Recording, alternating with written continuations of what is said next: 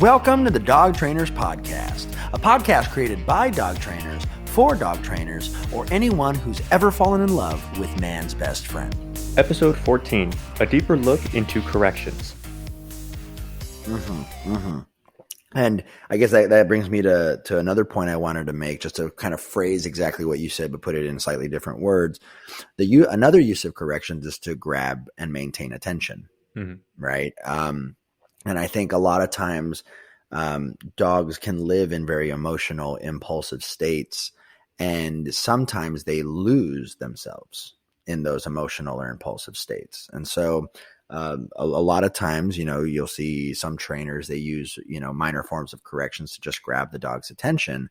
Now, don't get me wrong. It's very easy to be correction happy and use it too much versus maybe, using some food or conditioning some type of marker or conditioning some type of focus cue, right? That would be definitely a better way to do it. But definitely one part of use of correction, whether it be a leash jerk, an e-collar pop, a hand clap, anything that could be perceived as aversive to the dog. Some of it is just to grab the dog's attention and snap them out of whatever state of mind they happen to be in at that time. And I think that's an important thing to bring up when we talk about the perspective of a trainer versus like the average, like public kind of perspective. And I've got a very quick example as to where these perspectives can differentiate. From a trainer's perspective, we understand, and again, we'll dive into this later, so I'm not going to harp on it I'm not going to put too fine a point on this, but we understand that corrections come with different like objectives in mind. Meaning, if I'm healing with the dog, and this is a dog, mind you, who has already been taught to heal, so all the work, all the foundational stuff is there. Okay, if I'm healing with the dog and he falls behind me, and I turn around because I feel him fall behind me in my leash, and it's because he's like staring at a cat across the street, I'm probably going to give him a correction. I'm going to mark it, no, follow up with the correction, whatever that is, prong, e-collar, hand clap, at which point the dog will most likely fix the behavior. I'll mark it again, good, and then we continue with our walk. Now, the goal for that correction was to break the dog's attention from the cat or whatever it was he was looking at and keep going, right? Now, if we have a dog that, say, lunges at someone with intent to like bite, that's going to be a much firmer correction, because I still do want to pull that dog, like mentally speaking, off of this person. That objective still exists, but now there's another one. Now I need to make this correction impactful enough to do that, and impactful enough to do the next step up from that, which is to inhibit the dog from even thinking that that's an option in the future. Right. Exactly. Now, from the public perspective, I have a client, currently who it's a board and trained dog who I just got in like Wednesday, and today is Friday, so a few days. Their dog is going to be doing a 3-week program. It's a 5-month-old black lab puppy, real sweet young puppy, but very rambunctious, kind of big. Labs are big, and she's small because she's 5 months, but big because she's a lab. Like, she's in that weird. Is she English? Is she an English? No. Oh, no, American. Yeah, American. Yeah. Love and it. The deal is, dad's a big guy, like 6 foot plus, kind of big, strong looking dude. Mom's kind of smaller, and mom works from home. Mom deals with the dog most of the time. The dog is very sweet, nothing negative in her behaviors at all, but she's too much. It's inappropriate. The incessant barking, because mom works from home on the phone. Incessant barking in the crate, incessant jumping when she's not in the crate, nipping, pulling on walks and stuff, you name it. So we talked about corrections. We talked about different corrective methods. We ended up talking about e-collar stuff because of the off-leash kind of aspect to it that they were considering. And they were unsure as to why an e-collar needs levels. They were like, but why would you want more than one? I don't get it. Like, isn't a correction a correction? And just to explain like how people get that. And I'm like, no, you actually want a lot, because not all 2 corrections are created equal. And as we'll get into later, there are things that aren't necessarily corrections that can still require lower levels of pressure from a prong collar or an e-collar. And so I'll leave it at that, because I know we're going to get into this, but I just wanted to kind of give a little example of how people can completely miss the mark, and how it's our job as trainers to make sure that we express these things as clearly as possible. Right. To just branch off of that point, when we're going into corrections, I guess I could bring this up now. Let's the way I like to break into teaching the use of pressure. Right. In dog training, use of corrections or pressure is known as escape and avoidance training. right? And so the use of positive punishment, where we're adding something to be able to, motivate the dog to refrain from doing a behavior again in the future, or negative reinforcement, where we're applying pressure so that the dog yields and gives into a behavior that we want, right? In essence, like being willful, and the dog has to therefore do what we're asking them, right? To avoid pressure. What ends up happening is a lot of times people can look at correction as a singular item. Like it's just, there's a one type, there aren't any in betweens, there aren't different levels.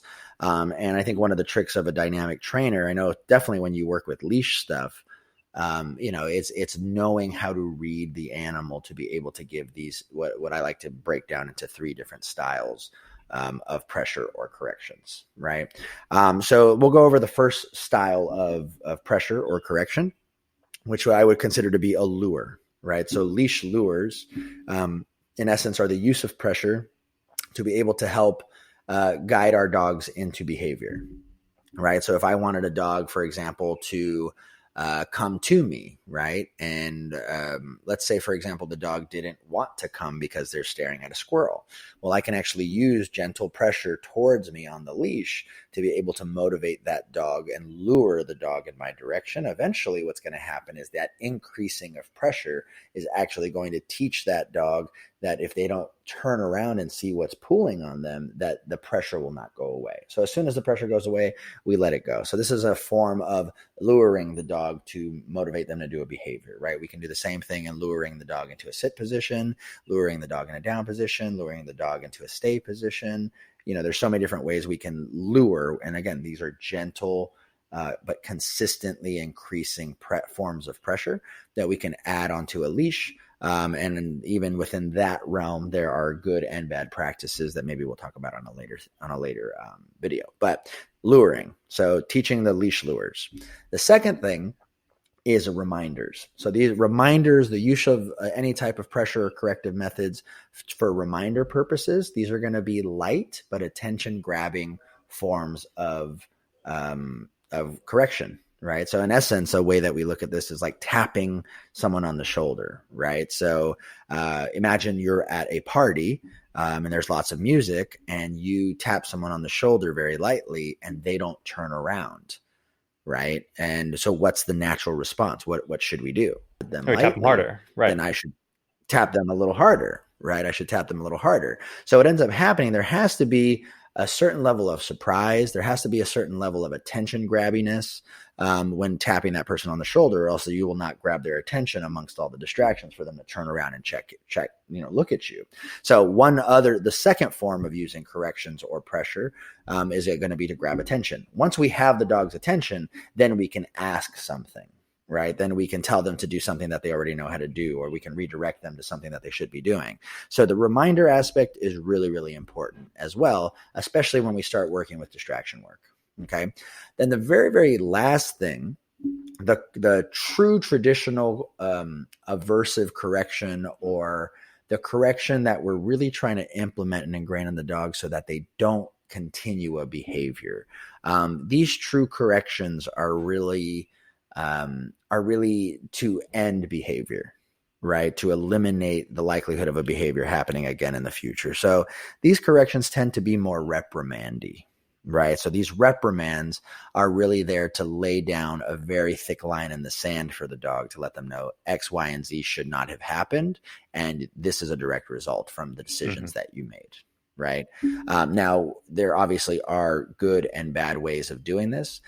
Those types of corrections in dog training are very far and few between, And if they're not, that is definitely a big sign of malpractice. And mind you, we're going to only really see those types of corrections in dogs with very severe behavioral issues, or we're only going to see those types of corrections with dogs with very high drive instincts, whether they be prey drive, herding drive, fight drive, competitive drive. The only time a dog will actually get very, very corrective reprimand, or should get corrective reprimand, is if we usually see it in those levels of dogs, high performance dogs.